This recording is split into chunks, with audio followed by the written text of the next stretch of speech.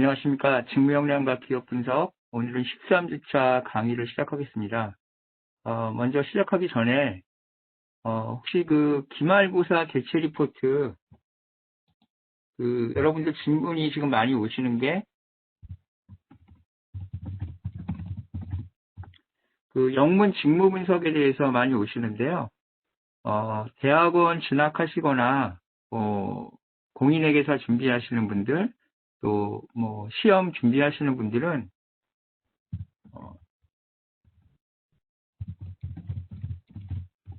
자유양식으로 시험 계획서라든가 학습 계획서 작성하셔가지고 영문 레주메이하고 영문 직무 분석은 학습 계획서나 시험 준비 계획서로 제출하시면 되겠습니다. 그래서 그렇게 제출하시면 되겠고요.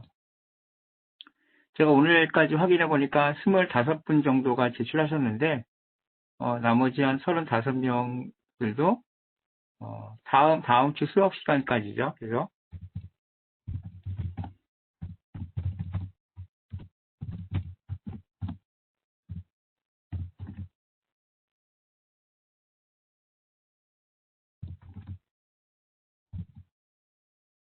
저희 수업 시간 끝나는 시간인 12월 14일 월요일 18시 20분까지 제출하시면 되겠습니다. 그래서 다시 한번 말씀을 드리면 다음 주가 14주차입니다. 그래서 12월 7일 날 여러분들도 공무원 준비하시는 분들이 많으셔가지고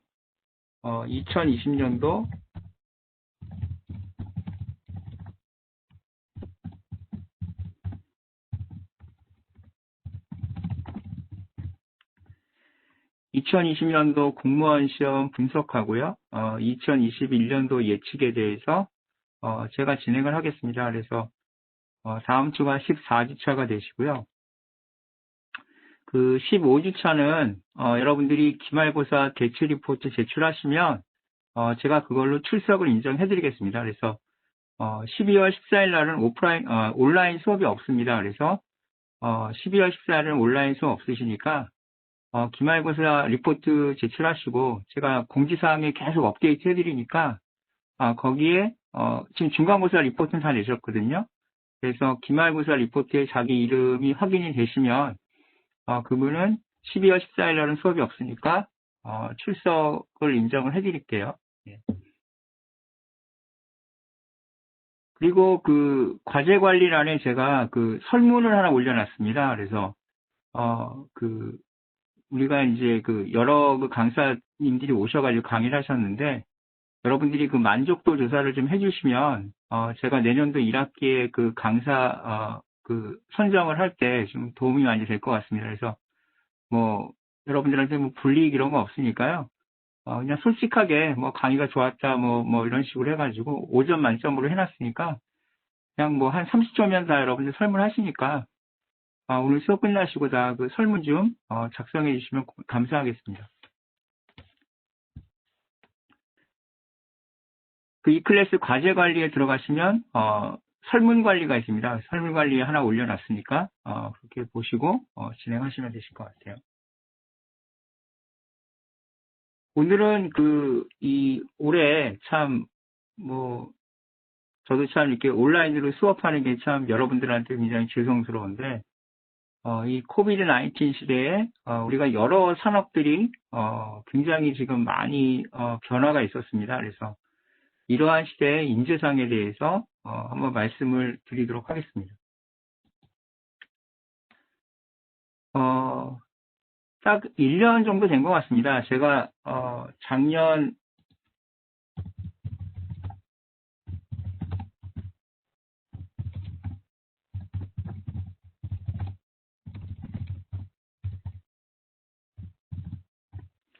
작년 12월 4일부터 7일까지 제가 베트남 하노이에 내셔널 컨벤션 센터가 있습니다. 근데 우리나라 코엑스나 킨텍스나 그 정도 규모가 아니고요. 아무래도 이제 사회주의 국가다 보니까 이 내셔널 컨벤션 센터 안에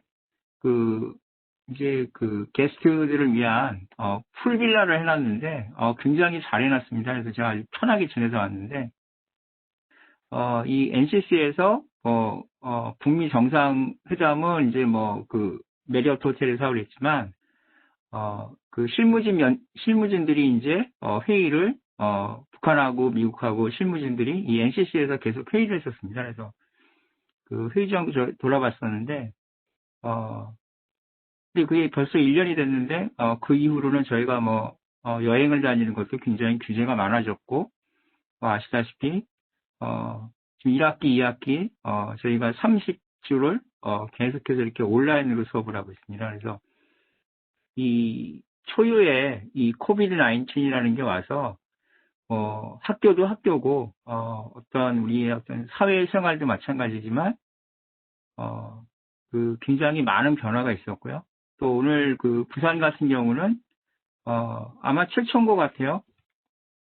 부산은 오늘 이제 3단계 들어간다고 그러는데, 아시겠지만 이제 3단계 들어가면, 자영업 하시는 분은 거의 이제, 아예 문 절차를 못 여는, 이제 그런 시대가 된다라는 겁니다. 그래서, 굉장히 이제 어려운 시대인데, 우리가 그러면 이 코비드 19 시대에, 어떻게 준비를 해야 되는가. 이거는 분명히 이제 3학년 분들은 내년에, 취업 준비하시는 분들도 계실 텐데, 이미 이제 취업 준비하시는 분들은, 굉장히 또 어려워지는 부분들이 분명히 올 거기 때문에 우리가 대비를 잘 해야 되겠다. 그렇게 말씀을 드리겠습니다.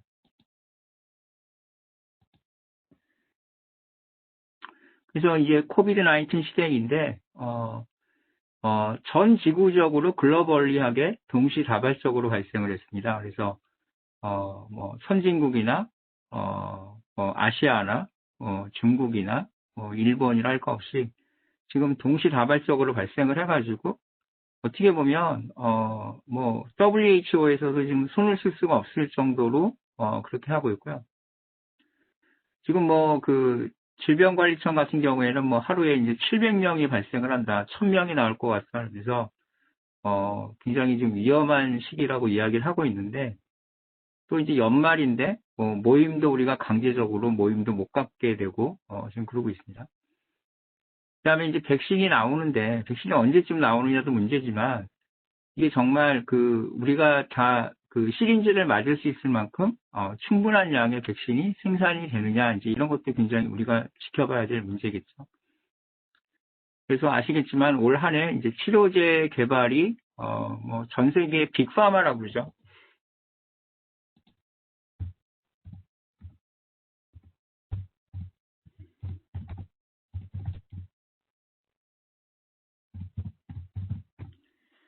그 세계적인 이런 다국적 제약회사들이 달라붙어가지고 지금 개발을 하고 있는데, 그렇게 쉽게, 지금 치료제가 나오지 않는, 개발이 굉장히 딜레이드 되고 있다. 그래서 이제 굉장히 이게 위기상황이라고 그러고, 이제 불확실성이 증가하니까, 예전에 여러분들이 아마 여행을 다니시고 그러시면, 이렇게 마스크를 쓰고 다니는 거에 대해서 좀 왜 저 사람은 저렇게 오버할까, 이제 이렇게 하셨지만, 불과 1년 만에 어떻게 됐습니까? 우리 나갈 때, 마스크가 없으면 다시 집에 돌아와가지고 마스크를 챙겨서 나가야 되는, 그런 시대가 되었다라는 겁니다. 근데 이번 주에 수능이 있습니다. 수능이 있는데, 내년에 들어오는 21학번 같은 경우는, 고3도 마스크를 쓰고 고3 수험 생활을 했었는데, 이게 코로나가, 진정이 안 되게 되면, 내년에 21학번 들어오는 친구들은 고3과 대학교 1학년을 전부 온라인으로 수업을 해야 되는, 어떻게 보면, 고3과 대학 1학년을 온라인으로 하는 첫 번째 세대가 되는, 그런 또 세대가 되지 않을까 이렇게 염려를 하고 있습니다.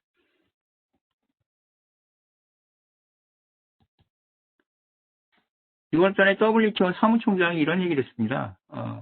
모든 것은 코로나에 달려있다. 그래서, 쉽게 얘기하면, 우리 글로벌 경제의, 키펄슨이, 키팩터가 코로나라는 거죠. 코비드 19에 달려있다라는 겁니다. 그래서,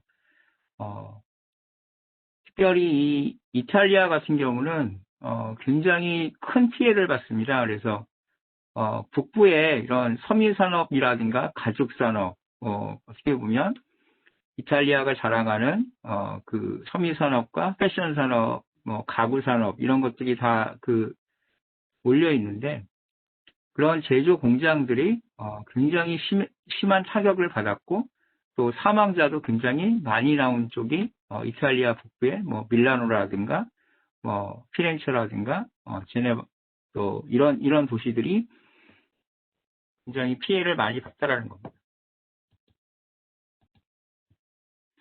여기가 어디죠? 로마의 여러분 잘 아시는 스페인 계단입니다.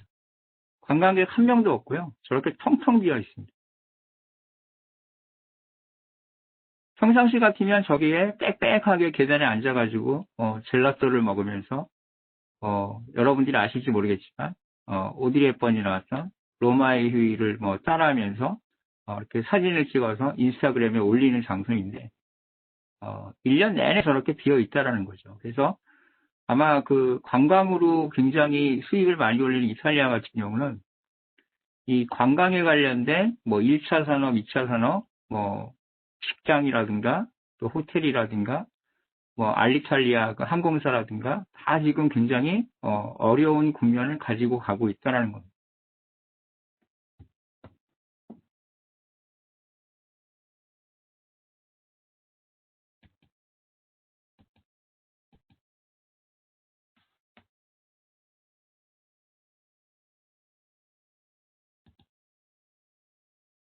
정효재 씨,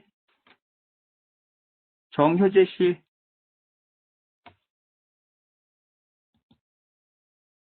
정효재 씨,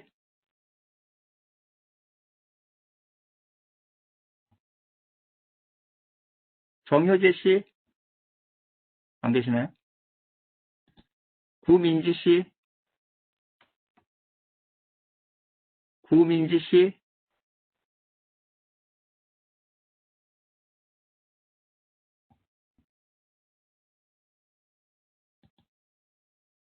유희정 씨, 유희정 씨,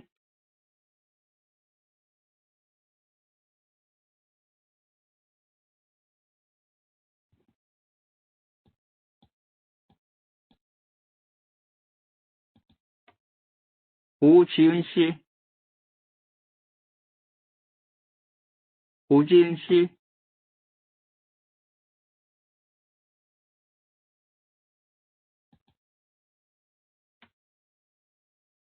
마이크 안 되세요, 오지은 씨? 네, 교수님. 예. 여기 1일 확진자 수 한번, 학우들을 위해서 한번 읽어주시겠어요? 네. 들리시죠? 네네. 네. 1일 확진자 수 나흘 연속 2만 명대.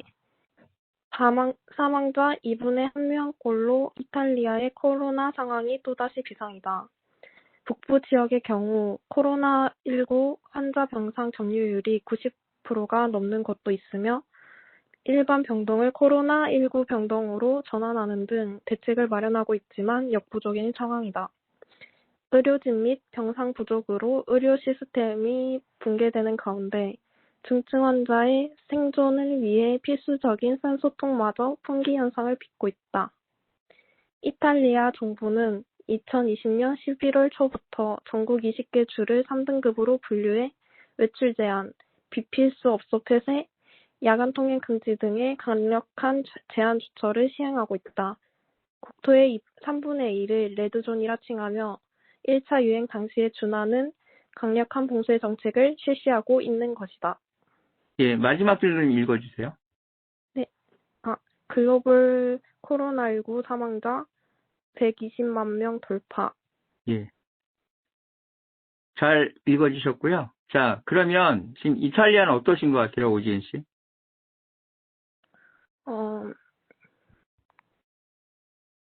되게 코로나19로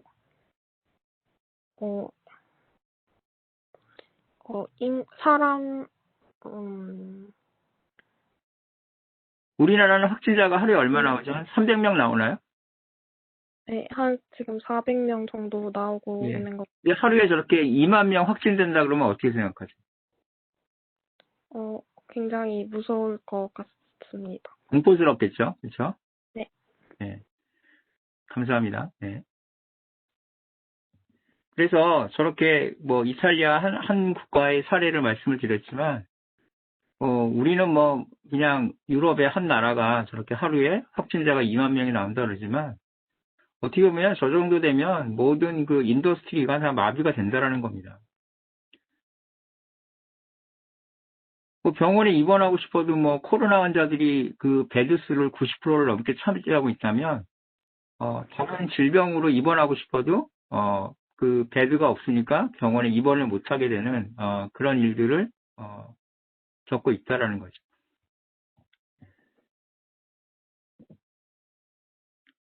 전 세계적으로는, 120만 명이면, 굉장히 이게 적은 인원이 아니라는 겁니다. 그래서, 어,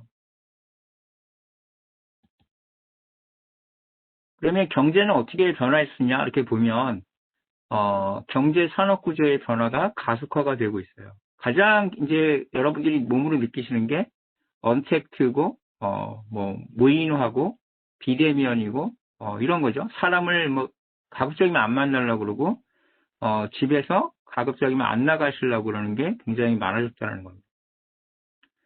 또 두 번째가 이 마스크 착용의, 일상화라는 거죠. 마스크 착용이 일상화가 되니까, 뭐, 저도 이제 그 온라인 강의 많이 하지만, 대부분 이제 어떻게 하고 계세요? 이 카메라가 잡히는 부분만 신경을 쓰기 때문에, 최근에 여러분 잘 아시는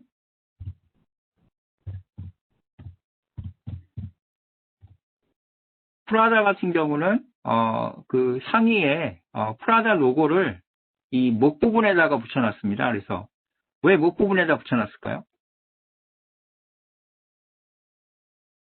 왜 프라다 로고를 목 부분에다 붙여놨을까요?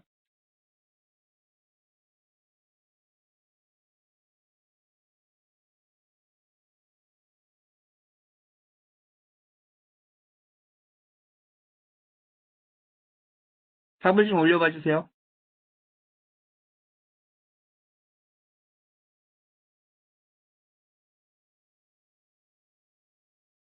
그렇죠. 이렇게 뭐 사무실에서, 뭐 구글 미시라든가, 여러분들처럼 뭐 시스코 웹엑스라든가, 줌이라든가 이렇게 화상회의라면 웹캠으로 상의에 목까지만 나오니까, 로고를 목에다 붙여놨습니다. 그래서, 김현욱 씨가 맞히셨네요.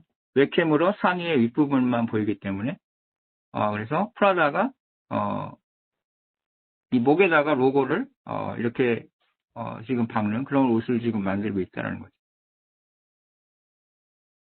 그 다음에 저희가 이제 온라인 강의 말씀드렸고요. 비대면 경제가 확산이 되면서 이 사진을 보시면 저 의자를 만든 회사가 허먼 밀러라는 회사입니다. 그래서 보시면 굉장히 저기 앉으면, 뭐, 인체공학적으로 만들어가지고, 사람을 몸을 이렇게 감싸면서, 굉장히 그 업무 능률을 높여준다고 그래요. 그러니까 앉은 자리가 굉장히 편하기 때문에. 그래서, 미국이나 유럽 같은 경우에 이 재택근무가 확산이 되면서, 이 허먼 밀러 의자가 굉장히 많이 팔렸다라는 겁니다. 그래서 아무래도 집에서 근무하다 보니까, 뭐, 근무하시는 근로자들이 저 의자를 써서 좀 휴식도 취하고, 업무도 이렇게 하면서 하기 때문에, 이 코로나 때문에 또 이탈리아처럼 이렇게 난리치는 나라도 있지만, 허먼 밀러처럼, 또 굉장히 장사가 잘 되는 동네도 있다라는 거죠.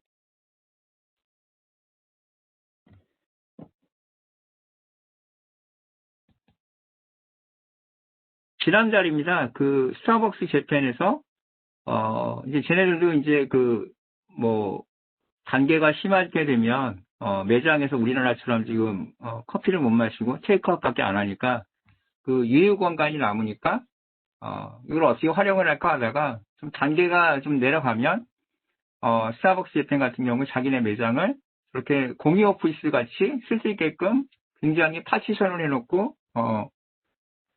공간을 쪼개서 팔고 시작했습니다. 그래서, 어떻게 보면 스타벅스가 공유 오피스도 시작을 했고요. 또 아시겠지만 이제 딜리버리도 시작했죠. 스타벅스가. 그래서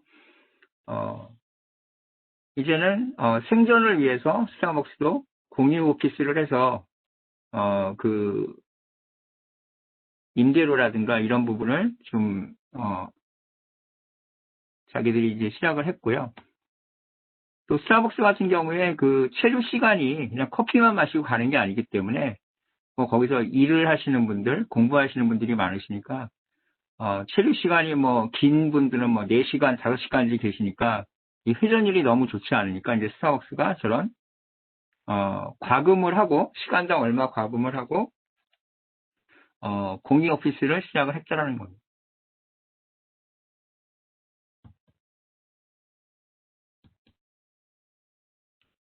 일단 저희가 이제 디지털 트랜스포메이션이라고 그러죠.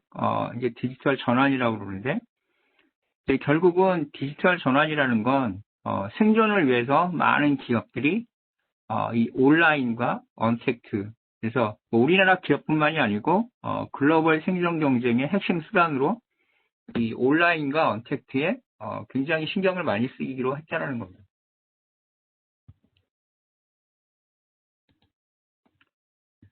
그러면 교육 쪽에서는 어떻게 됐느냐? 여러분들도 뭐 이제 1년 동안 이렇게 하셨죠. 1학기, 2학기 하셨는데 비대면 교육의 시대가 되었고 지금 이제 온라인 개강을 했습니다. 온라인 개강을 해서 뭐 개강 파티라든가 뭐 여러분들 뭐 동아리 모임이라든가 이제 이런 거 거의 못 하셨을 텐데 좀 개인적으로 되게 안타깝게 생각합니다. 그리고 뭐 우리 동국대학교 같은 경우는 시스코 웨백스로 또 이렇게 시스코 웨백스를 깔 여러 개 안 되는 데에는 뭐 줌으로 또 어떤 데에는 자기네 학교 시스템으로 뭐 유튜브로 여러 가지 툴로 어쨌든 온라인으로 이제 강의를 하는 시대가 되었고요. 또 소통도 온라인 수업으로 하기 때문에 기본적으로 이제 저희 수업 같은 경우는 채팅창을 열어놓고 하고 있는데 가급적이면 여러분들 질문 있으시면 이렇게 질의가 들어오면 응대를 해드리려고 그러는데 질문은 그렇게 많이 안 하시는 것 같아요. 다음 실시간 온라인 수업을 했고요. 학교에 오프라인 수업이 없어져서 우리가 학교라는 게 사실 뭐 어떤 그 학습자와 교수자가 뭐 배우는 그 같은 공간에 있다라는 게 굉장히 또 어떻게 보면 참 큰 의미가 있었는데 이제는 이제 그런 것들이 많이 다 사라졌다라는 겁니다. 그래서 온라인이 교육의 대세로 등극을 했고 예술 공연 같은 경우에는 이제 도슨트들이 뭐 일반 전시회 같은 경우에는 오디오로 이제 도슨트들이 설명을 해주는 그 오디오북 같은 것들이 이제 많이 대세가 됐고요. 그다음에 공연 전시 같은 경우에는 이 VR 도슨트가 나와가지고 여러분들이 어느 지점을 클릭을 하시게 되면 그 부분을 내가 가상현실로 볼 수 있는 이런 VR 도슨트들이 많이 생겼다는 겁니다. 지금 이탈리아 같은 경우도 이제 피렌체의 유명한 우피치 미술관 같은 경우 관광객이 거의 안 오니까 그 우피치 미술관에 있는 많은 그런 그림들을 VR 콘텐츠로 만들어가지고 전 세계에 있는 사람들, 그래서 그 피렌체 우피치 미술관은 못 오지만 그림을 보고 싶어하는 분들에게 뭐 가서 보는 것만큼의 감동은 없겠지만 어쨌든 간에 그런 VR 도슨트들이 많이 나오고 있는데 이런 기술들은 우리나라 기업들이 지금 상당히 그 높은 수준의 기술을 가지고 있습니다. 그래서 에듀테크에도 이제 앞으로 이 AR과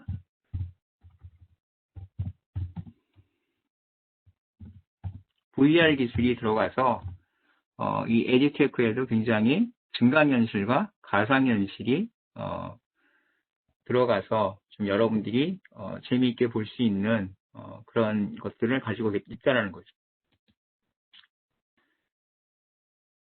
뭐 직격탄을 맞은 데는 제가 봤을 때는 뭐 항공사, 여행사, 뭐 호텔, 면세점, 백화점 할 거 없이 뭐 전방위 산업이 다 어렵지만 지금 대한항공하고 이제 아시아나가 합병을 한다고 그러는데 합병을 해도 문제입니다. 합병을 해도 문제인 게 그래서 대한항공은 주력기가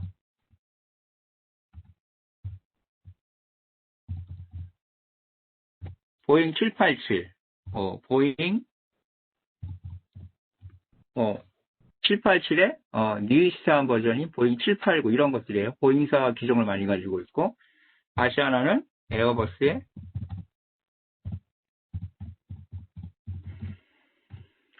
A350, 1000 이런 기종을 많이 가지고 있는데, 그러면 두 회사가 물리적으로 합병을 하게 되면 대한항공은 보잉 기종을 많이 가지고 있고 아시아나 에어버스 기종을 많이 가지고 있으니까 그 미케닉이라고 그러죠. 항공 정비 인력도 어쨌든 기종이 다르기 때문에 똑같은 정비를 하지만 인력을 뭐 이렇게 갑자기 줄일 수는 없는 거죠. 그리고 또 아시아나에서 대한항공으로 넘어오는 조종사라든가 승무원이라든가 또 경영지원 파트라든가 정비라든가 뭐 여러 가지 뭐 지상직이라든가 이런 사람들은 또 어떻게 할 건지 그래서 이 대한항공이 굉장히 문제가 될 수도 있고요. 현재까지 2020년 상반기에 대한항공에 입사가 되신 분들이 아직 그 사령장을 못 받았습니다. 그래서 입사 대기를 하고 있는데 이분들이 경기가 좋으면 뭐 대한항공 정도 들어갈 정도면 뭐 다른 회사 얼마든지 가겠지만 지금 다른 기업들도 그렇게 채용을 많이 하지 않기 때문에 뭐 현대자동차만 해도 지금 제조업 공채를 없애지 않았습니까? 그래서 이분들도 그냥 1년째 뭐 급여도 없이 그냥 마냥 기다리고 있는데 또 이분들은 어떻게 구제를 해줄 것이며 현재까지 입사 대기하고 있는 사람들을 어떻게 할 거냐 그래서 뭐 이제 여러 가지 문제들이 있다는 겁니다.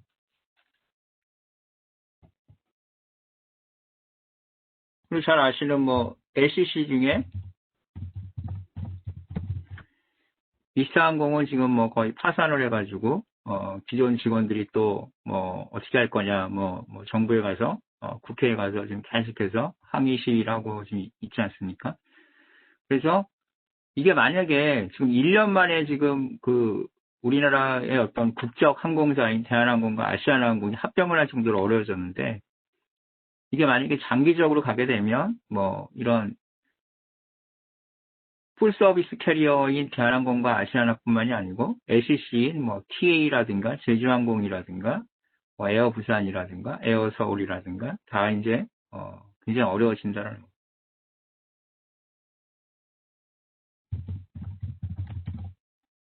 여행사를 보시면 여행 박사가 제가 530명이 있다고 했는데 10명 남기고 전부 해고를 했습니다. 그래서 520명이 회사를 떠났는데 그럼 여행 박사 이렇게 경영이 나쁜 여행사냐 하면 굉장히 여행을 잘했고요. 그 여행 박사에서 만약에 내가 그 항공 트래블 컨덕터라고 그러죠. TC라고 그러는데 그래서 한 3번 정도 한 달에 아웃바운드를 하면 한 달에 한 500만 원 받는 나쁘지 않은 직업이었습니다. 근데 여행 자체가 막히니까 이분들이 다 회사를 떠났다는 거죠. 그 여행사 중에 이제 우리나라 업계 1위 하나투어도 지금 전부 70%가 무급휴직으로 지금 대기 중입니다. 그래서 이 사태가 장기화되면 하나투어도 여행 박사의 어떤 전체를 따라갈 확률이 굉장히 높다는 거죠. 그래서 기업들이 지금은 뭔가 신규 투자를 한다는 건 생각을 못하고 이 생존 자체가 굉장히 중요한 요소가 됐다는 겁니다.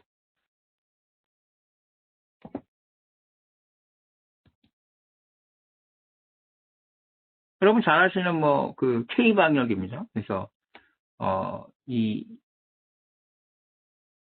지난주에 열렸어요. 그래서 그 뭐 K방역 모델의 국제 표준화 추진 세미나를 하고 있는데 이건 말 그대로 그 IS 국제 표준을 K방역을 인증을 지금 추진하고 있습니다. 그래서 성균관대 생명물리학과의 안선지 교수가 이제 이거 워킹 그룹에 좌장을 하고 있는데 삼성 서울병원하고요, 성균관대 의과대학하고 저 안선지 교수 팀이 이 K방역에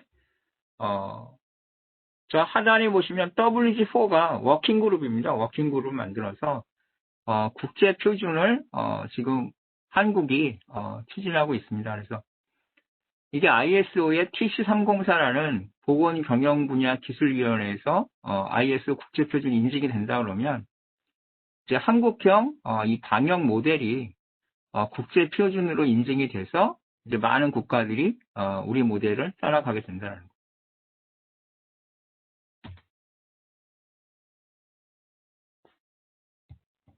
아마 이 보건의료 분야에서 이 IS 국제표준은 이 K방역이 아마 최초로 국제 표준으로 아마 등록이 되는 걸로 이렇게 알고 있습니다.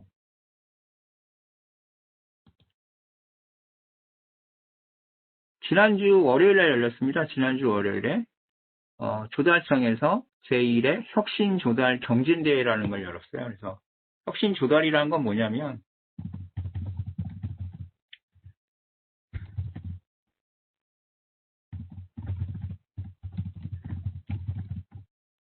중소기업이나 중견기업이 어떤 혁신적인 아이템을 개발을 했어요. 그러면 이 조달청이라는 건 정부를 대신해서 그 물건이나 물품을 구매를 해주는 기관 아닙니까? 그런데 정부 같은 공무원들은 예를 들어서 중소기업이나 중견기업에서 제품이 나왔는데 검증이 되지 않으면 잘 구매를 하지 않으려는 경향이 강합니다. 왜 그러냐면 이제 책임을 지기가 싫은 거죠. 그래서 중소기업이나 중견기업은 개발을 해놓고도 납품할 데가 없어가지고 이제 회사가 어려워지는 경우가 많은데 그런 걸 방지하기 위해서 우리가 혁신 조달이라는 걸 하자라고 해서 2018년부터 하고 있습니다. 그래서 뭔가 중소기업이나 중견기업이 개발을 했지만 민간기업이 뭐 아직 구매를 하진 않았지만 이 정부 부처에서 일단 좀 그 기업을 지원하기 위해서 물건을 구매를 하자 뭐 이런 의지로 혁신 조달이라는 걸 했는데 11월 23일에 이제 판교밸리에서 열렸습니다. 판교밸리에서 열렸는데 제1회 조달청 혁신조달 경진대회에서 혁신기업 대상을 수상한 업체가 저 우셈이라는 회사입니다. 우셈이라는 회사인데 이 회사는 뭘 말드리냐면 우리가 이제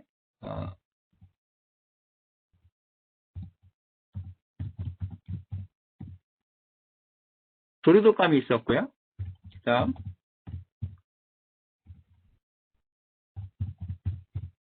사스가 있었고요. 그다음에 멀스가 있었습니다. 그래서 이런 계속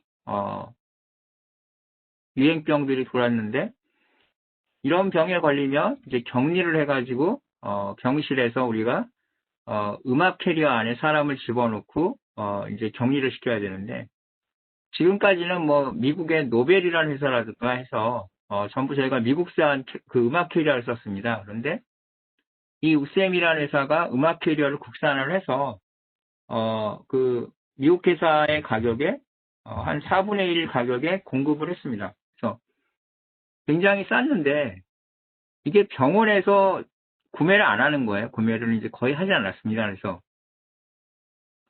물건은 굉장히 좋은 물건을 만들었고 원가도 미국산에 대비해서 한 4분의 1 가격인데 병원에서는 검증이 안 됐다는 이유로 어느 병원에서도 이제 구매를 안 한 거죠. 그래서 지금은 이제 질병관리청이 됐지만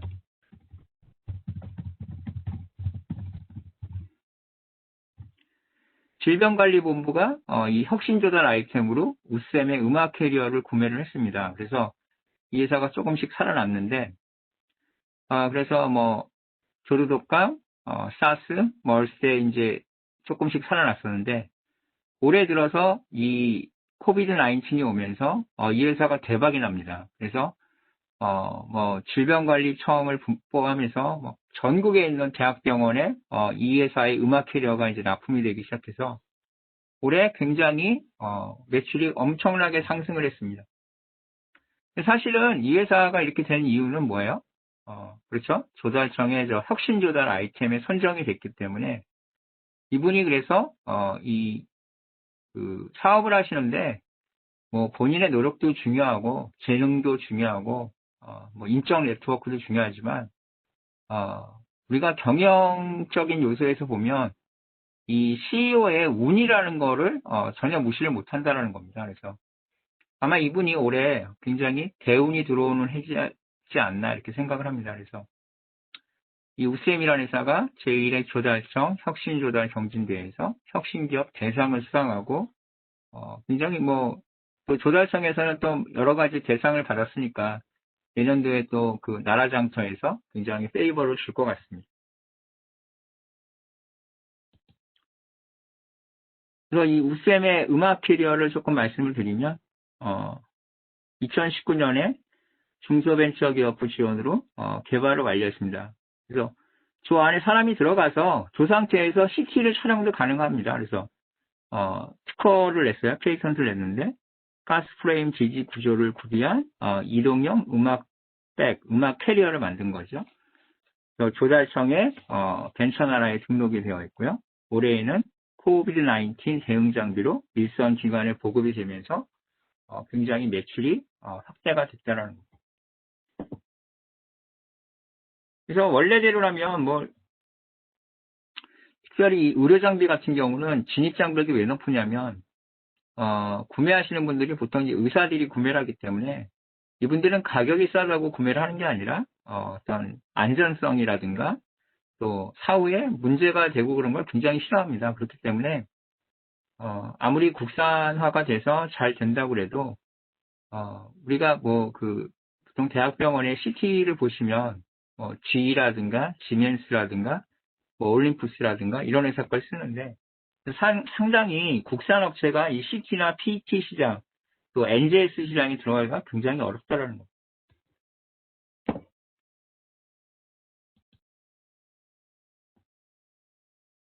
반면에 이제 뭐 그러면 코비드 19이 정말 뭐 엄청나게 위기의만 갖고 왔냐 하면 뭐 미국에서는 4월 달에 미국 동부를 찍었더니 CO2 농도가 전년 동월 대비 30% 감소했다. 그래서 굉장히 맑은 하늘을 보이기 시작했다. 우리가 스모그로 유명한 뭐 LA 같은 경우도 지금 굉장히 대기질이 좋아졌다고 그러죠. 그래서 올해 4월을 보시면 나사가 위성 자료를 기록하기 시작한 지난 2005년 이래 가장 낮은 이산화탄소 농도를 보였다는 거예요.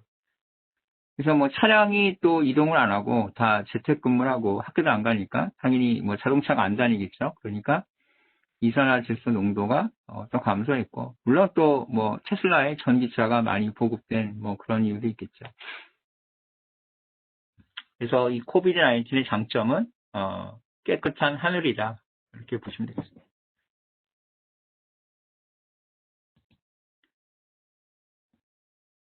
그래서 우리가 이 코비드 19 경제를 다시 한번 정리하자면 올해는 굉장히 저성장이고 또 이게 고착화가 되고 있기 때문에 기업을 운영하는 CEO 입장에서는 뭔가를 벌리기보다는 있는 사업도 우리가 잘 추스려-가지고 우리가 잘할 수 있는 거에 좀 집중을 하자. 뭐 이런 식으로 가고 있다는 겁니다. 그래서 기업은 유동성 위기가 오니까 현금확보가 굉장히 중요하겠죠. 그래서 긴축 경영을 하게 기업들이 많아지니까 제 생각에는 이 상태로 계속 가게 되면 내년도 상반기 취업 시장은 얼어붙을 것 같습니다. 그래서 혹시라도 내년도 그 상반기를 준비하시는 분들이 계시다면 한 6개월 정도 좀 여유를 가지시고 준비하시는 게 좋지 않나 이렇게 생각을 하고 있고요. 그 다음에 기업이 투자가 미치게 되니까 어떻습니까? 현금은 많이 갖고 있지만 투자를 하지 않으니까 굉장히 보수적으로 경영을 하고 있다는 거예요. 보수적이지 하다 못해 이제 안전 경영입니다. 안전 경영. 그래서 돌다리도 두들겨보고 안 건너는 이런 안전 경영을 하고 있다는 거예요.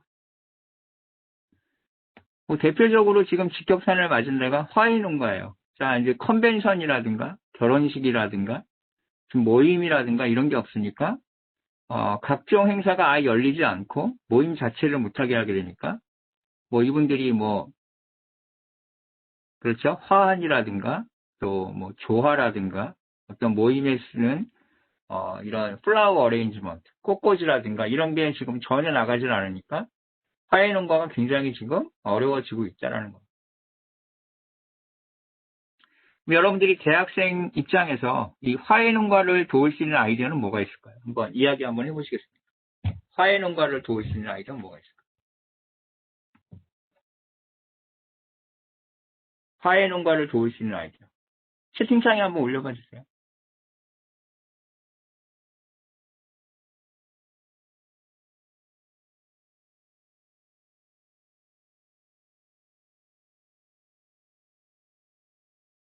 우리 화훼 농가를 도울 수 있는 아이디어는 뭐가 있을까요?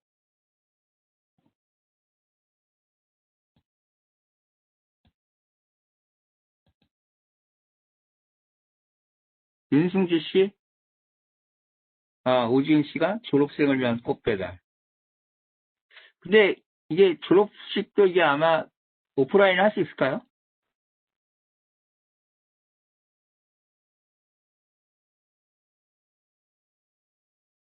온라인 꼭방문라면. 백민재 씨 한번 오디오 키시고 한번 요 아이디어 좀 한번 얘기해 주세요. 온라인 꼭방문라면.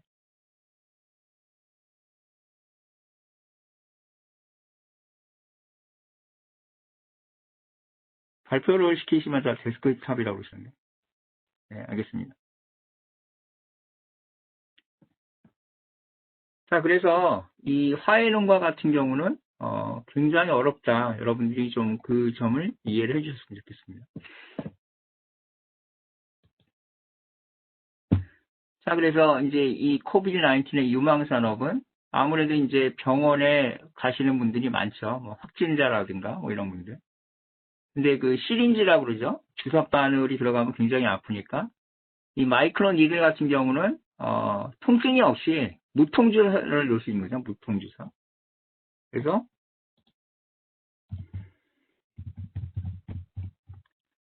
뭐 주사 맞는 건 뭐 어른이나 아이나 다 싫어하기 때문에 이 무통주사를 놓으면서 굉장히 환자들한테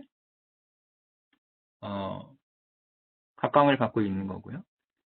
또 집에서 디지털로 치료할 수 있는 앱 같은 경우도 있죠. 그래서 뭐 집에서 혈압을 잰다라든가 또 요즘은 이 CPR을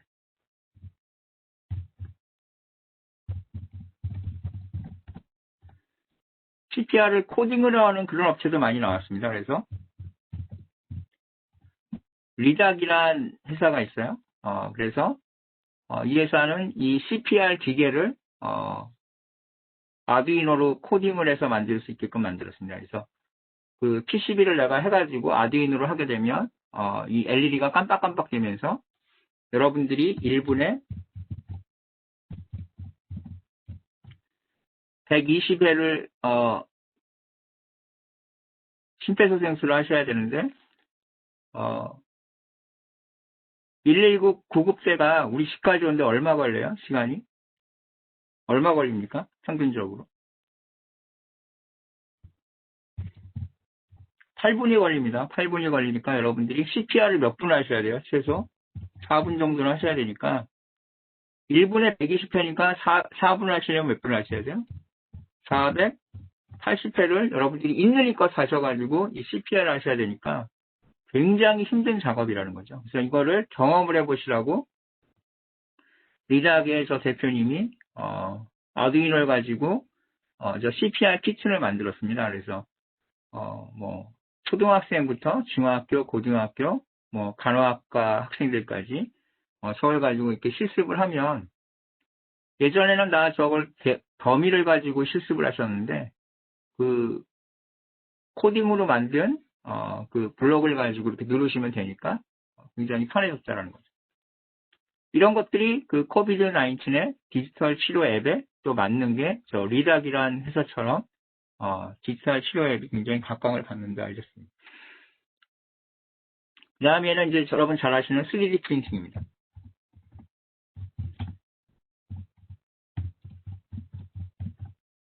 지금이 신약 개발이 굉장히 빨라졌습니다. 굉장히 빨라진 이유가 예전에는 신약이 나오면 우리가 임상 실험을 해야 되는데 이러면 그 환자들한테 이제 신약을 주사를 해야 되니까 이제 동의서를 받죠.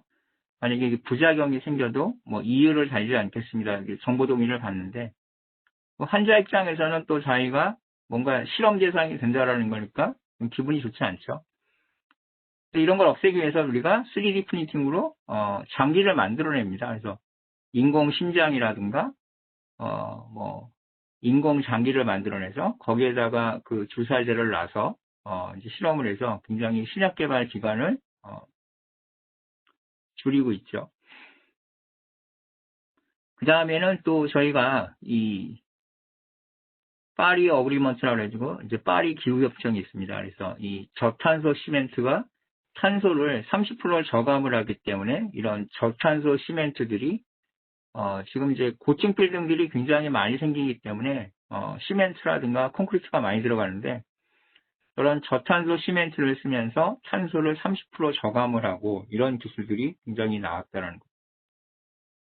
그 다음에는 이제 항공기가 의외로 이제 항공기를 많이 쓰기 때문에 굉장히 또 이산화탄소가 많이 나옵니다. 그래서 그걸 방지하기 위해서 항공기 엔진을 전기로 구동을 하게 해서 전기 항공기라든가, 물론 이건 대형 항공기는 아직까지는 안 나왔고요. 1, 2인승 타는 소형기에만 전기 항공기가 나오는데, 어쨌든 간에 항공기를 쓰지 않고 전기 항공기가 나오는 테슬라의 비행기 버전이 되겠죠. 항공기 버전이 되겠죠. 그 다음에는 이제 증강현실입니다. 그래서 증강현실을 통해 가지고 우리 초등학교 아이들이 학습을 했을 때 뭔가 2D로 수업을 하는 것보단 3D로 수업을 해가지고 좀 집중도를 높이는 그런 방법들이 많이 나와 있습니다. 그다음에 7번째가 퀀텀 센서입니다. 양자 센서라고 그러죠. 그래서 저 양자 센서는 예를 들어서 자동차에 우리가 후면에 이제 백소나가 들어가는데 삐삐삐삐삐 이렇게 해서 백소나가 들어가는데 양자 센서 같은 경우는 이 오작동이 좀 아무래도 기존의 센서보다는 적기 때문에 사고라든가 이런 것들을 굉장히 많이 줄이는 그런 굉장히 좋은 효과를 가져온다라는 거예요.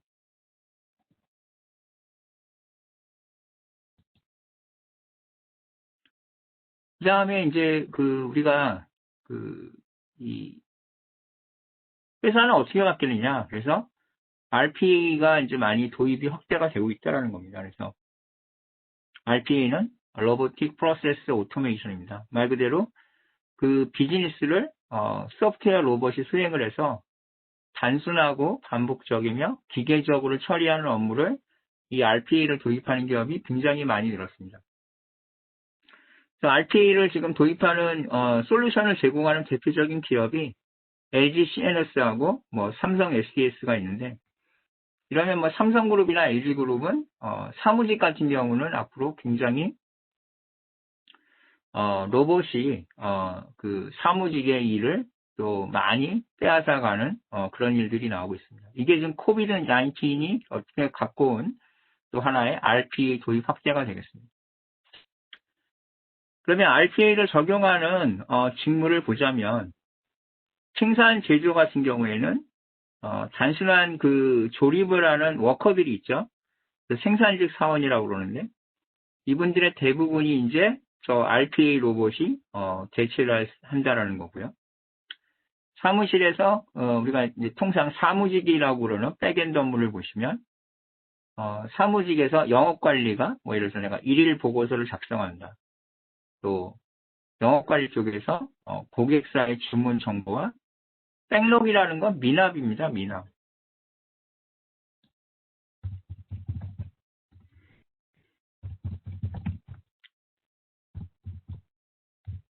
내가 예를 들어서 10만 개를 주문을 받았어요. 그래서 5만 개를 납품하면 통상적으로 우리가 백록이 5만 개 나왔다 이렇게 얘기를 합니다. 그래서 10만 개 주문을 받아서 5만 개를 납품하고 미납이 5만 개 남았다 이렇게 얘기를 하는 걸 우리가 백록 관리라고 얘기를 하고요. 이런 거 역시 RPA 로봇이 다 하고 있다는 거고요. 그다음에 고객사의 구매 계획 정보 및 자사의 생산 계획 조정. 이런 건 어떻게 보면 영업과 생산 관리 업무도 저 RPA 로봇이 많이 가져가는 부분이 된다는 거. 그다음에 고용노동부 같으면 워크넷에서 인건비를 조사한다라든가 또 국세청에서 취업자, 폐업자 정보 조사하는 그런 조사관 업무도 만약에 국세청에서 의지만 있다면 RPA를 도입을 해서 공무원 수를 줄인다라는 거죠. 또 고용노동부에서도 저 워크넷의 인건비 조사하는 직무를 RPA 도입을 하면 그 사람을 인원을 줄일 수가 있겠죠. 그다음 법무부에서 법원 같은 경우는 기업 회생이라든가 이 파산 업무를 조사하는 것들을 RPA 도입하면 할 수 있고요. 저런 업무 하는 데가 어디 있습니까? 예금보험공사라든가 한국보험공사라든가 이런 데에서 기업 회생, 파산 조사 업무를 또 조사하는 사람들을 공사에서도 RPA를 도입을 하게 되면 인원을 대폭 줄일 수가 있더라는 거예요. 그 다음에 이제 어카운팅 업무를 보시면 세금 계산서를 저희가 국세청에 이제 전송을 하죠. 이제 이런 업무 같은 경우도 RPA 도입하면 뭐 기업에서는 격리 업무가 굉장히 부담이 없어질 거고요. 부가세 신고하고 그럴 때 뭐 밤새고 이러는데 이제 그럴 필요도 없는 겁니다. 또 세무사 입장에서는 세무사 업무도 RPA 로봇 도입하면 세무사 업무도 확 줄어든다는 거죠. 그다음 생산관리에서는 재고 현황 보고서, 또 영업에서는 일일 매출 보고서, 또 구매부에서는 구매 입찰 생산, 또 총무부서에서는 경비전표 입력, 이런 것들을 전부 RPA 로봇을 도입하면, 그러니까 쉽게 얘기하면 우리가 사무직이라고 그러는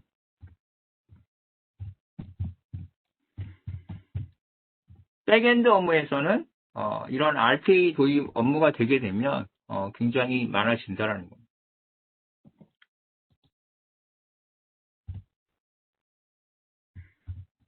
근데 이건 뭐 사무직뿐만이 아니라 R&D 하시는 분도 만약에 내가 삼성에서 소프트웨어 개발을 한다. 그러면 여러분들이 뭐 안드로이드 앱을 만들었어요. 그럼 기본적으로 삼성에서 안드로이드 앱을 만들어 가지고 구글 플레이에 탑재를 시키면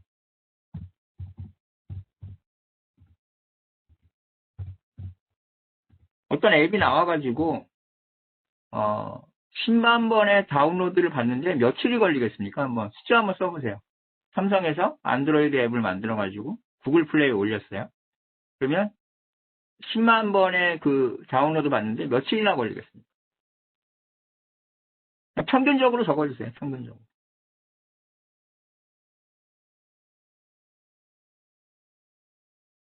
예, 표지영 씨 4일. 예, 4일보다 좀 깁니다.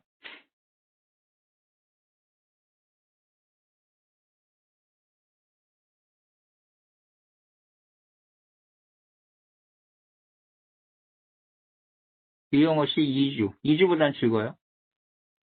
일주일보다 많습니다.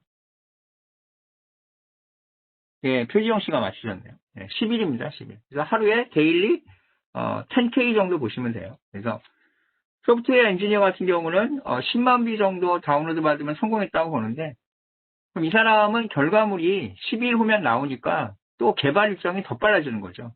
그래서 10일 정도 있으면 또 다른 프로젝트에 투입이 돼가지고 또 그 10만 뷰의 다운로드를 받을 수 있는 앱을 개발해서 그 다음 개발을 들어가야 되니까 굉장히 빠르게 소프트웨어 개발을 해야 된다는 겁니다.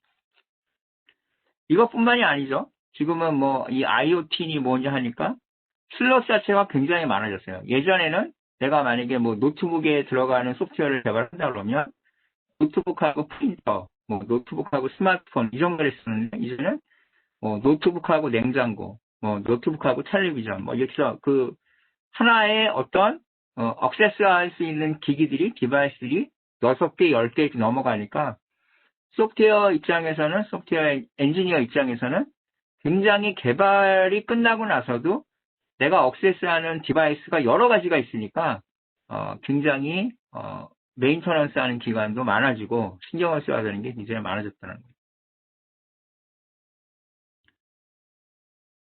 그리고 예전에는 뭐 C++, C++, 뭐 자바 이렇게 썼었는데 지금 삼성에서 가장 많이 쓰는 안드로이드 언어는 자바하고 파이썬하고 C++ 요 세 가지입니다. 그래서 그게 거의 한 50% 넘어가기 때문에 여러분들이 삼성에서 뭐 내가 소프트웨어 개발을 하겠다 그러면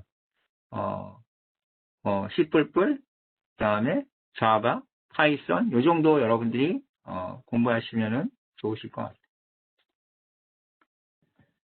그래서 이 RPA라는 게 상당히 도입이 이렇게 될까 뭐 그랬었는데 이 코비드 19 때문에 RPA를 도입하는 기업들이 굉장히 많아졌고요. 챗봇 같은 경우도 예전에 그냥 챗봇 기능만 있었는데 얘가 뭐랑 또 붙었어요?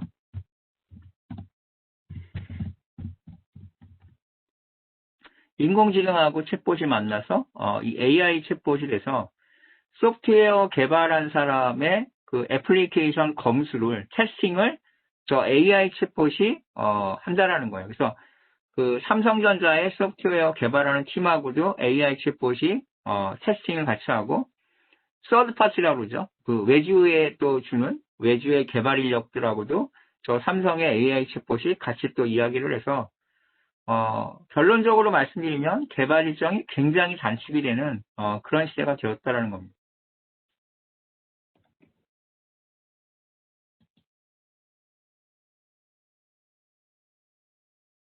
그다음에 기업 경영을 보시면 여러분 잘 아시는 배달의 민족의 딜리라는 그 배달 로봇이 건국대학교 구내에서 제가 배달을 다 하고 있습니다. 그래서 지금은 그 파우치가 하나밖에 안 들어가서 음식이 하나밖에 안 들어가는데, 그 상자를 만약에 파티션을 넣어서 4개로 나누게 된다면 이제 딜리 한 대에 음식이 4개가 실리니까 4곳을 방문할 수 있겠죠. 그래서 그 건국대학교 안에 교내 캠퍼스 3D 매핑을 판교에 있는 모빌테크라는 회사가 있습니다. 그래서 제가 지금 과학기술정보통신부에서 제가 소프트웨어 200 그 고성장 BD 제가 멘토링 해주고 있는 업체인데,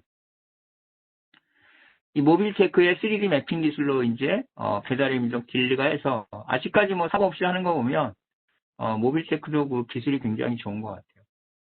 또 라이더 센서를 활용한 3D 정밀 지도 매핑에 특화된 기술을 보유하고 있다. 그래서 대표도 지금 32살입니다. 32살이 굉장히 젊은데 컴퓨터공학 박사예요. 네, 그래서 굉장히 잘 하고 있습니다. 두 번째는 이제 재택근무 활성화입니다. 그래서 삼성반도체하고 LG의 그 여의도 LG 본사에서 확진자가 발생으로 인해서 뭐 건물을 폐쇄하고 뭐 한 8,000명 되는 직원들이 강제적으로 다 재택근무를 하게 되는데, 이제 이런 일들이 되니까 어때요? 식사 시간에도 직원들끼리 나가서 같이 식사하는 게 아니라 오로지 다 따로따로 밥을 먹어야 돼요. 왜냐하면 저렇게 대규모로 근무하는 데에서 확진을 받게 되면 진짜 역적이 됩니다. 역적이 되기 때문에 서로 조심을 하는 거죠. 여러분 잘 아시는 김앤장이라는 로펌이 있어요. 여기서 변호사 1명하고 비서 2명이 확진돼가지고 경복궁 뒤에 있는 그 최양 빌딩이 셧다운을 했었습니다. 그래서 그 변호사들이 출근을 못했었는데, 그러면 굉장히 이제 여기 클라이언트들한테 응대를 잘 못해주는 거니까 굉장히 조심해야 된다는 거죠.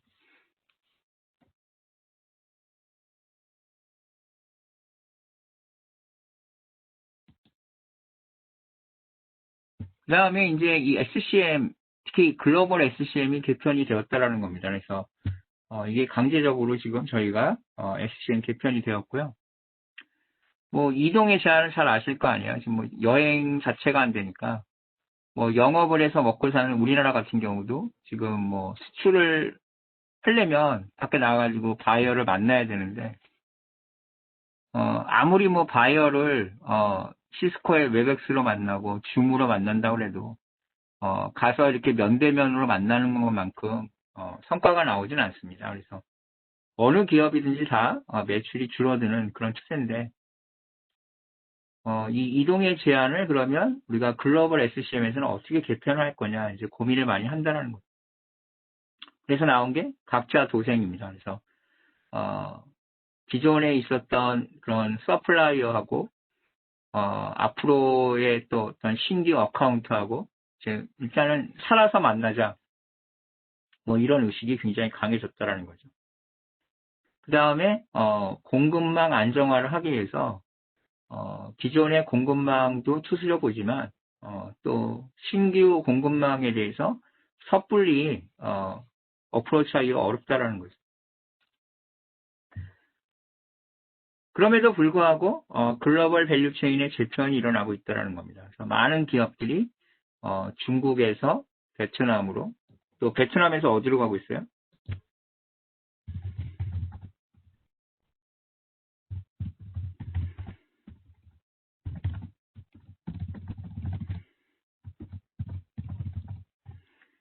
중국에서 베트남으로, 또 베트남에서 미얀마로, 미얀마에서 라오스로, 캄보디아로 점점 이제 그 우하향되는 국가로 찾아가서 글로벌 밸류 체인을 바꾸려고 하고 있다는 거.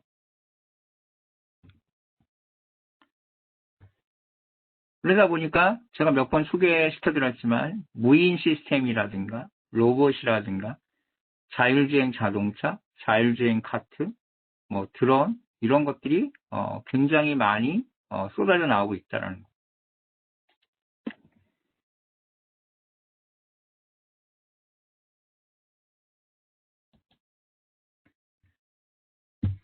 아마존 사례를 말씀을 드리면 아마존은 지금 육해공 종합 물류를 구축을 하고 있습니다. 그래서 왼쪽 사진을 보시면 아마존 프라임에어라는 회사 항공사를 아예 만들었어요. 그래서 페덱스나 UPS 같은 회사를 만들었어요. 자기네가 직접 항공기를 가지고 물건을 딜리버리 합니다.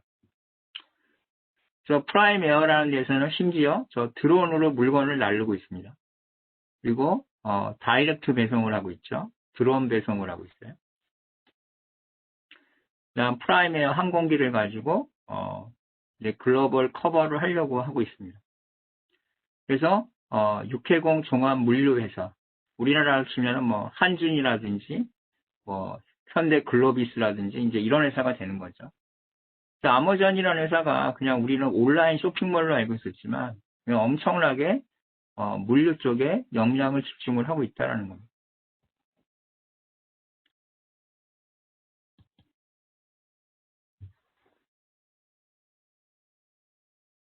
로지스틱스를 보시면 이 항만은 어떻게 변하고 있느냐, 코비드 19에. 그래서 크게 보시면 수출 지향적인 항만과 중대무역을 하는 중대 기반의 환적 기능, 트랜지스라는 기능을 하는 항구가 있고요.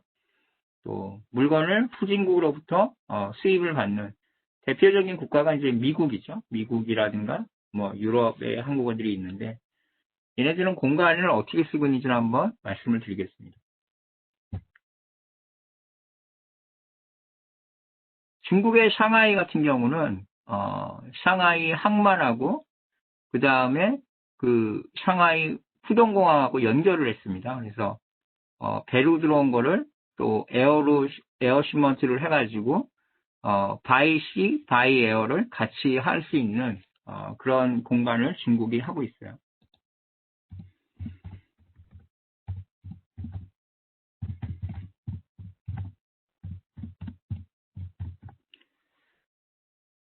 그래서 그 샹하이의 그 항구 같은 경우는 항만 자체를 무인 시스템을 도입을 해서 자동화를 굉장히 많이 했습니다. 그래서 중국의 로봇 기술이 상당하다 이렇게 말씀을 드리겠습니다.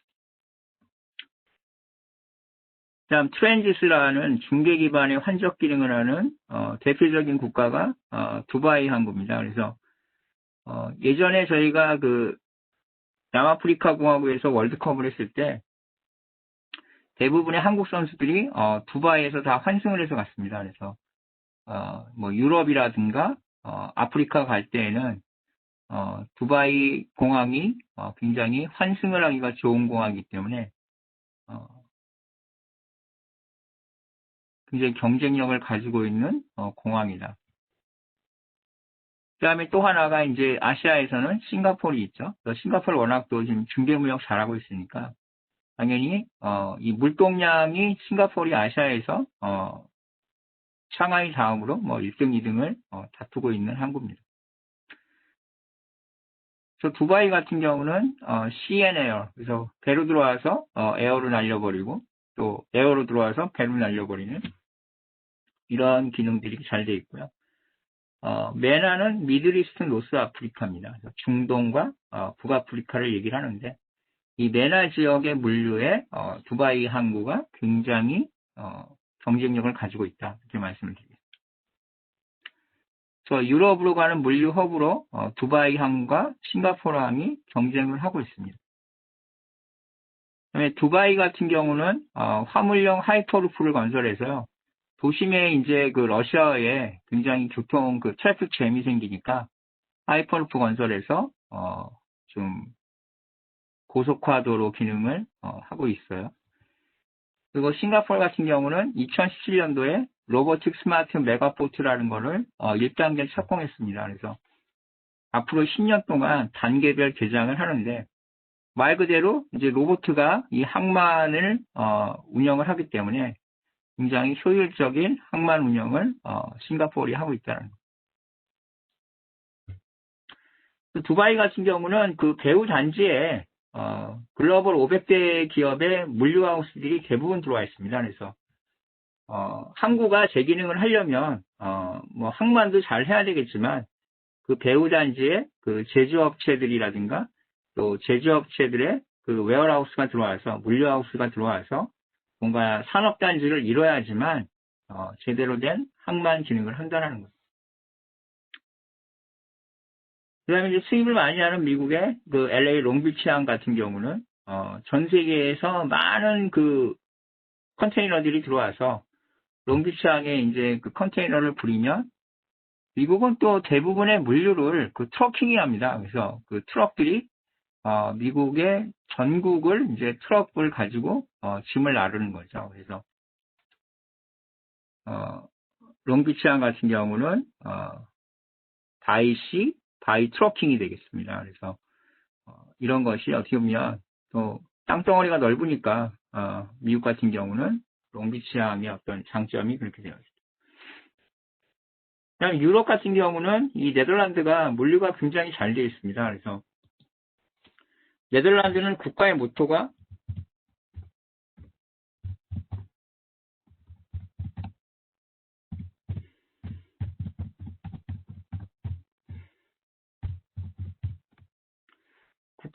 자체가 게이트웨이 투 유럽입니다. 그래서 유럽으로 가는 관문이라는 게 네덜란드의 모토예요. 그래서 뭐 항만으로 치면 로테르담 항구가 있고요.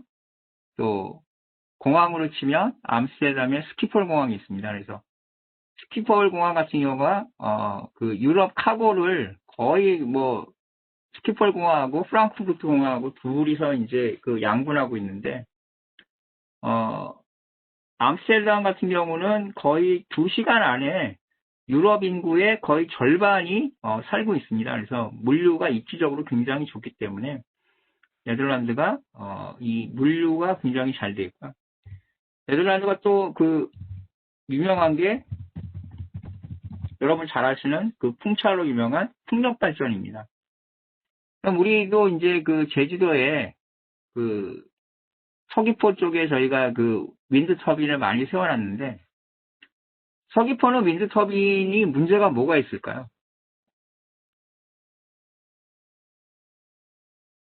바람도 세고 뭐 바다니까 바닷바람이 세죠 서귀포가. 그런데 얘네가 24시간 가동을 못합니다. 가동을 못하는 이유는 왜 그럴까요? 서귀포의 풍력 발전이 24시간 가동을 못하는 이유는 왜 그럴까요? 이게 전기 생산이라는 게 한시적이기 때문에 그냥 마냥 흐른다고 해서 한전에서 다 구매해 주는 게 아닙니다. 그래서 어느 정도의 얘네들 그 와트 수가 넘어가면 한전에서 이제 또 안 받아주는 부분이 있기 때문에 그래서 뭔가 오버플로우가 되면 전기 생산을 못 해야 되니까 그러니까 매시간 가동을 못 하는 게 있습니다. 그러니까 너무 바람이 세도 다 받아주질 못하는 게 제주도의 문제라는 거죠.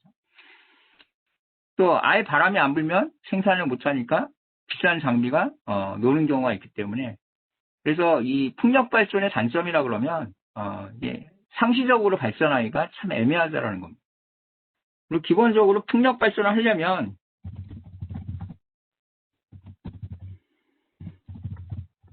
해수면이 지표면보다 높아야 됩니다. 높아야 되는데 네덜란드 같은 경우는 당연히 자기네 그 국토가 바다보다 낮으니까 어떻게 보면 풍력 발전을 하기에 가장 최적의 장소가 네덜란드라는 거죠.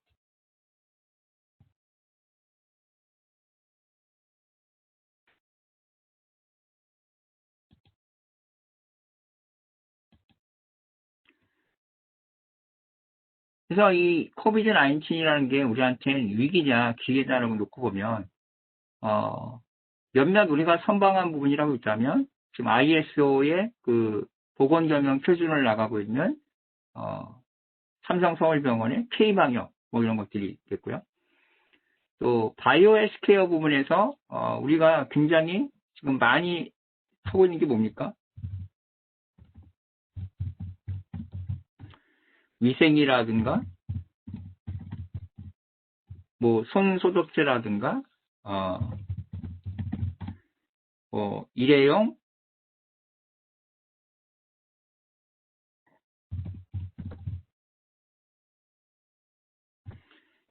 위생 관련된 뭐 이런 것들이 굉장히 많이 지금 나와 있고, 우리가 지금 많이들 하고 계시는데, 이 바이오 헬스케어 분야는, 굉장히 한국이, 2020년도에 굉장히 좀 많이, 각광을 받고 있는 그런 기업들이 많아졌습니다.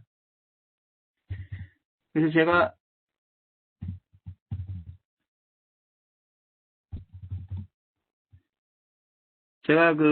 과기부에서 멘토링하는 엔젠바이오라는 회사가 있는데, 이 회사 같은 경우는 지금 2021년 3월에, 코스닥에, IPO를 합니다. 코스닥 상장을 하는데, 생긴 지 얼마 안 됐어요. 한 5년밖에 안 된 회사인데, 굉장히 사업을 잘해서,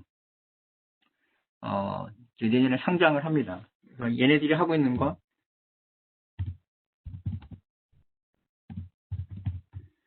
이 한국형 브라카진에, 진단하는, 래피드 킷을 얘네들이 개발을 했습니다. 그래서, 이 한국 사람들의 브라카진에 대해서는 어느 정도 분석은 다 끝났고요.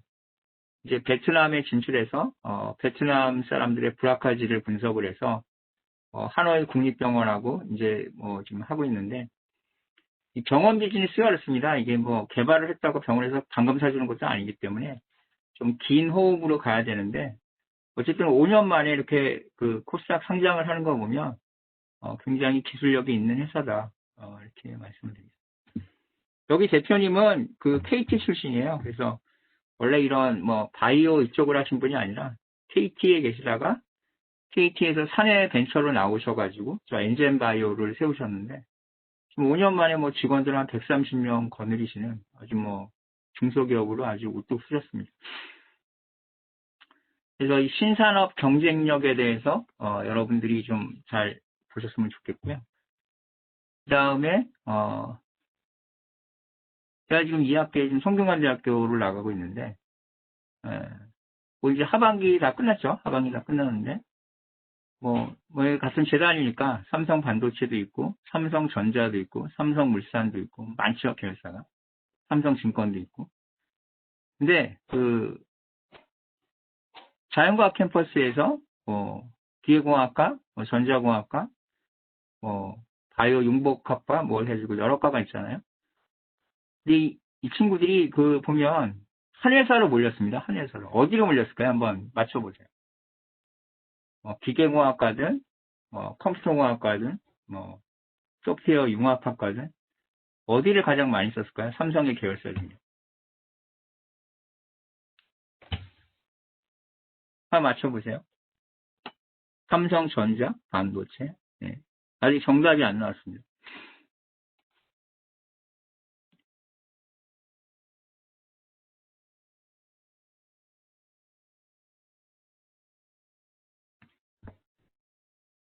삼성전기? 네. 한찬희 씨는 전기전자공학과신가? 전기전자공학.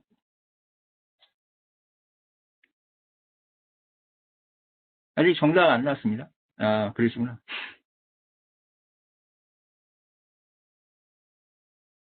아직 정답이 안 나왔어요? 회사가 송도에 있습니다. 인천 송도에.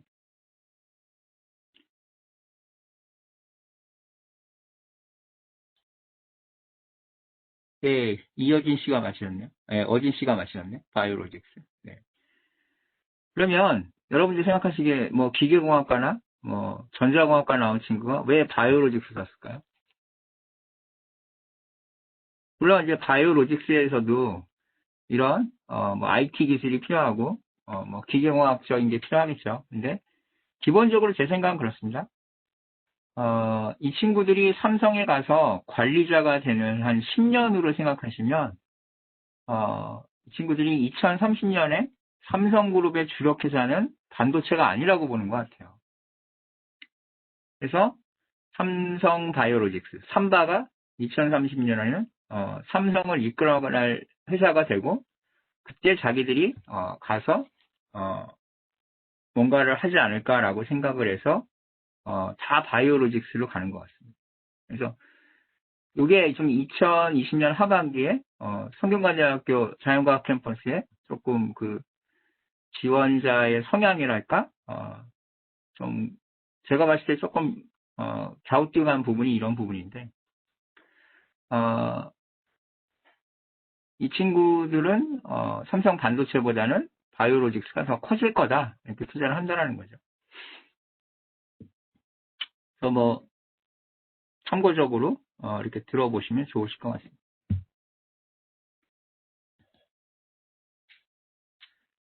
삼성바이오로직스를 보시면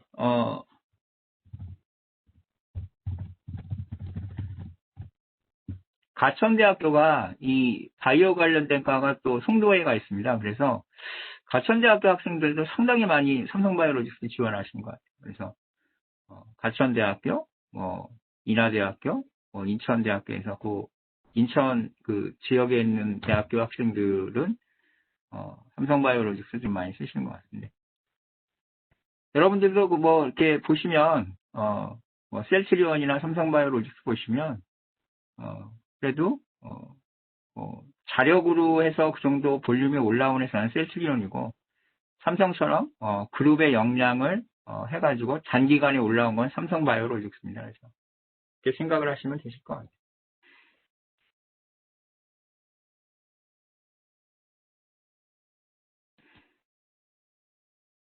그다음 이제 그 기술 경쟁력을 보시면 미국을 이제 기준으로 했을 때 스마트 팩토리, 스마트 매니팩처링의 그 기술 격차를 보시면 이웃나라 일본이 미국보다 1.5년이 떨어졌어요. 그러니까 2020년 11월이다 그러면 일본 같은 경우는 2018년쯤 되는 거고요. 우리나라는 2.5년이니까 한 2017년쯤 되겠죠. 중국은 2016년 12월쯤 되겠네요. 그래서 이 격차를 보시면 우리나라가 참 스탠스가 애매하게 되어 있습니다. 일본하고는 한 1년 정도 떨어져 있고요. 중국하고는 한 6, 7개월밖에 차이가 안 나니까 이게 어떻게 보면 중국이 우리나라를 넘어갈 수도 있을지 모르겠고요. 또 우리가 일본을 따라가려면 한 1년 정도 정말 열심히 쫓아가야지 쫓아간다는. 지금 보시면 아시겠지만 이 코비드 19에 대해서 백신을 만드는 회사는 제가 아까 말씀드렸던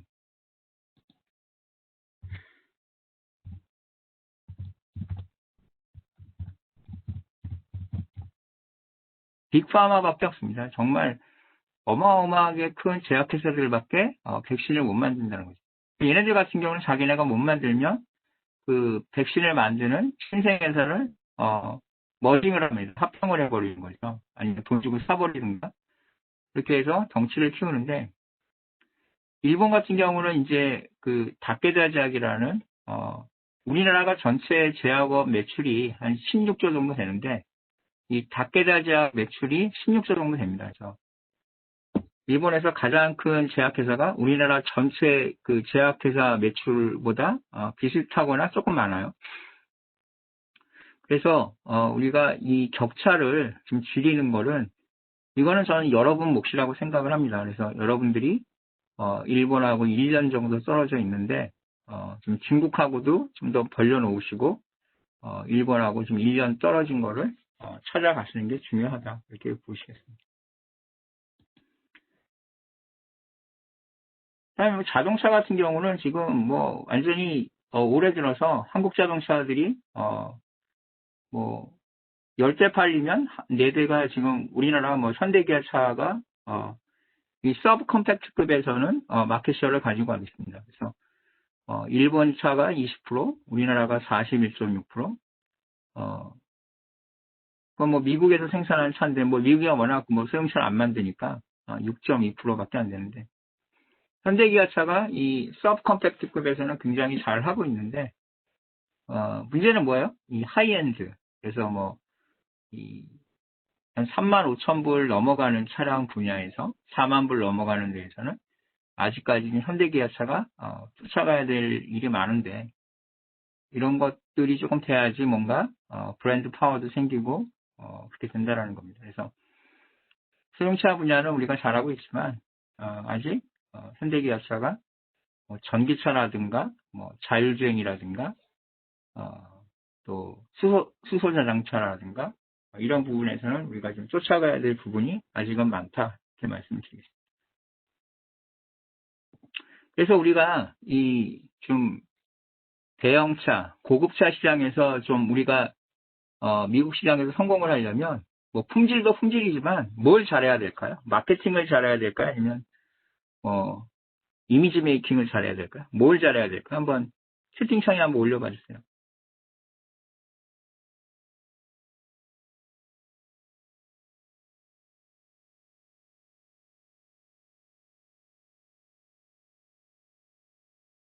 올려봐 주세요.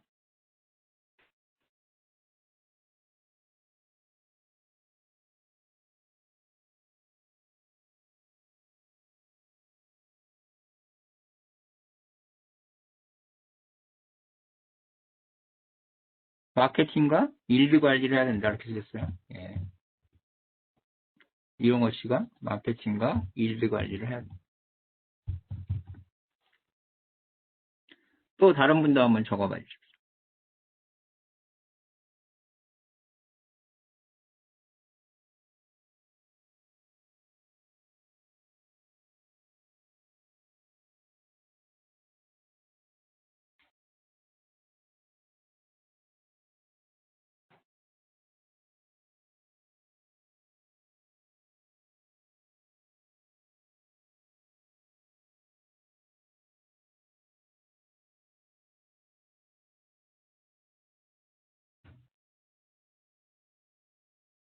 저는 이제 뭐 품질이야 뭐 어느 정도 다 비슷비슷하다고 생각하는데 왜 제가 비슷비슷하게 생각하냐면 기본적으로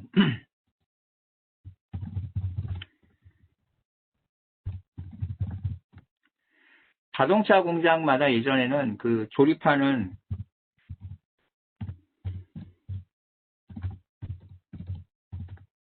그 어셈블리 로봇이라든가 그 후드를 짜는 프레스 머신이라든가 이런 게 품질의 편차치가 있었습니다. 뭐 현대자동차만 해도 뭐 아산 공장의 5,000톤 프레스 머신은 현대중공업에서 만들었는데 기아자동차 화성 공장에서는 가와사키 중공업 걸 썼어요.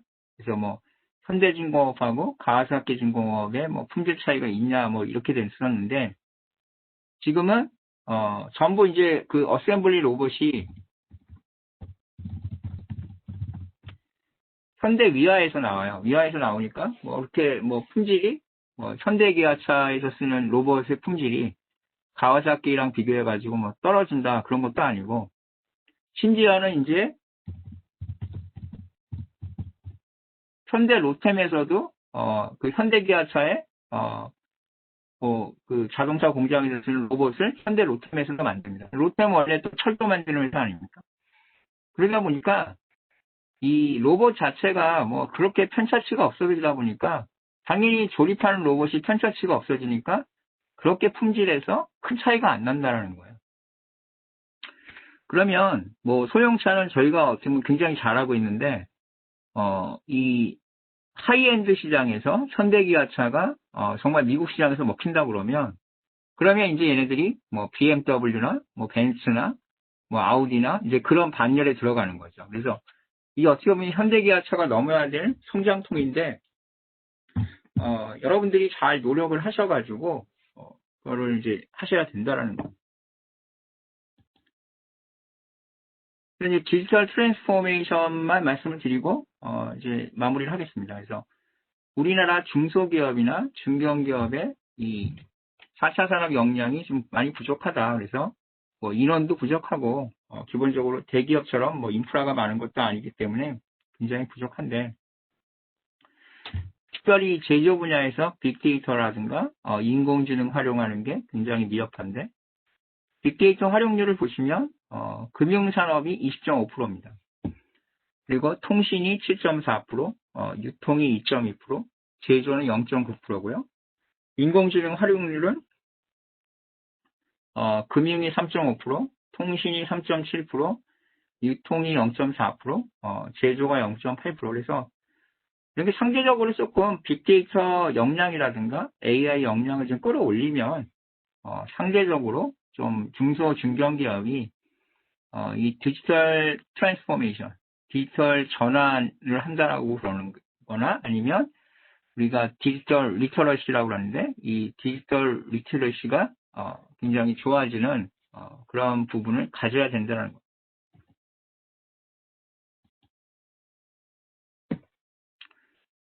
근데 이게 올해 한 해만 될 게 아니라 중장기로 우리가 저성장이 예상되고요. 불확실성이라는 걸 저걸 누가 해싱을 해줘야 되는데 가계부채와 기업부채가 동반 상승되고 심지어는 지금 이제 정부도 빚이 굉장히 많죠. 한계 기업이 증가할 거고 이게 내년에 혹시 이게 폭탄 돌리기가 되면 정말 최악의 상황이 올 수도 있겠다는 겁니다. 그다음에 생산과 내수가 미치게 되고 제조업이 활력이 저하된 건 사실이다.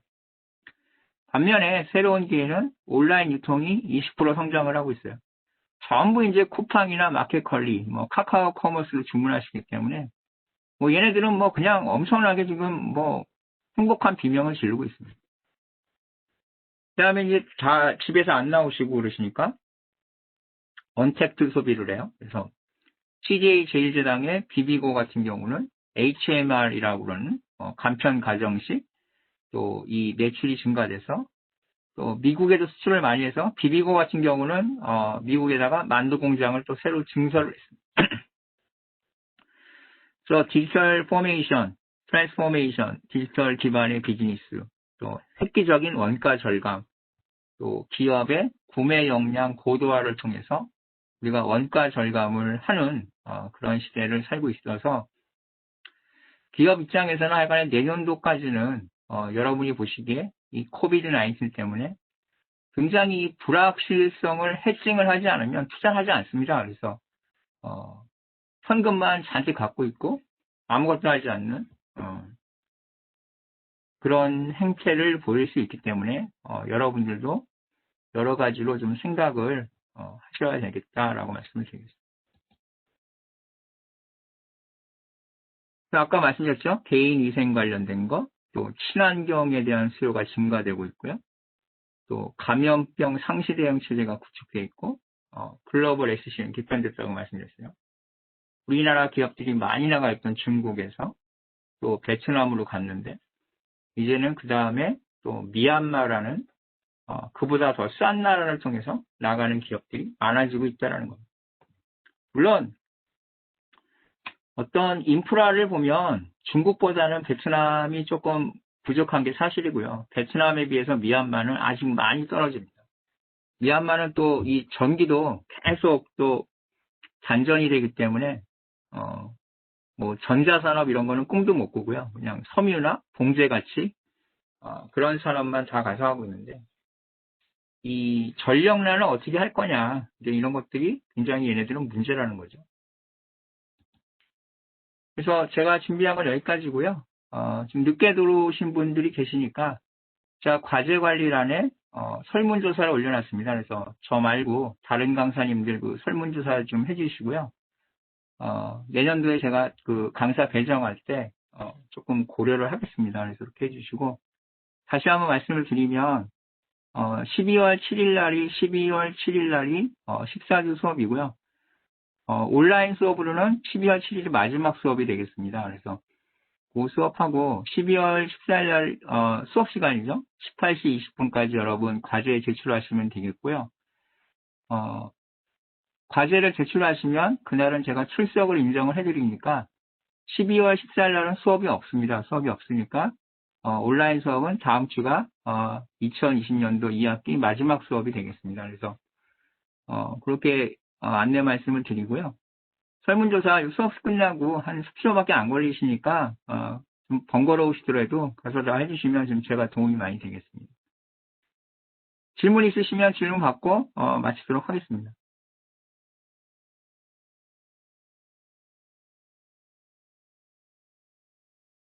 질문이 없으시면 나가셔도 좋습니다. 수고하셨습니다.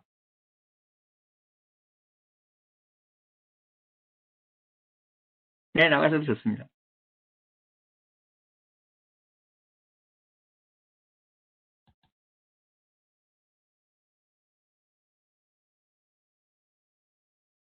네, 나가셔도 좋습니다.